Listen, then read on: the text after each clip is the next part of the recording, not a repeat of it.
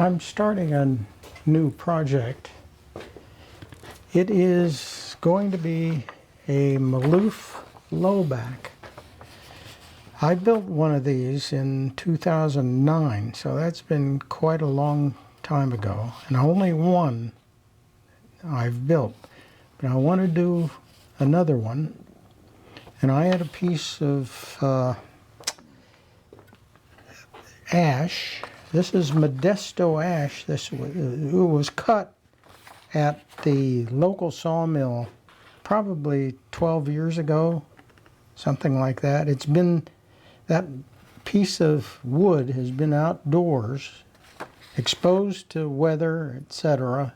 So it's very sketchy, with some difficult areas. It's been attacked by the beetles, so there's damage due to the insects, and it's just rough going. I've had some nails to deal with as well. Now you can see here I've cut out the seat. There are two pieces that I glued to make the seat here, and there will be quite a bit of contouring, removing material here, shaping in the seat that needs to be done. Well, all of these pieces are going to need a lot of work in shaping them. Now, one of the things I wanted to point out, here's the back leg. And I used a template, the side view of the back leg.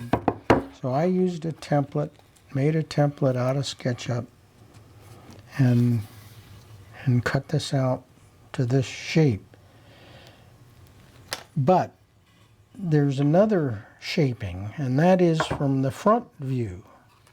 And so there's another template for that view, and the front view in SketchUp looks like this. It's not bent down. It's a flat surface when I do a front view and make the template. But I can flatten that. I can take this surface, this curved surface, and actually flatten it in SketchUp, and then I get a template that's long enough that I can hold inside the curvature and then mark out the shape that I've got to bandsaw.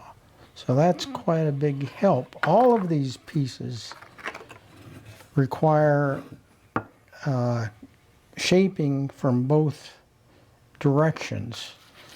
For example, here's a front leg with a side view, and then the front view has to be shaped like this, and there'll be a lot of tapering in that leg, as you can see. The arms are the most difficult part, and actually I didn't have thick enough material for the arms, so I've actually pieced a little extra piece here to get the. So this is the non-flattened template that from the top view, but I had to make a flattened view so I could sit it down in here and then mark this shape that I've already cut. So I did do both the side view and the top view bandsawing on this piece.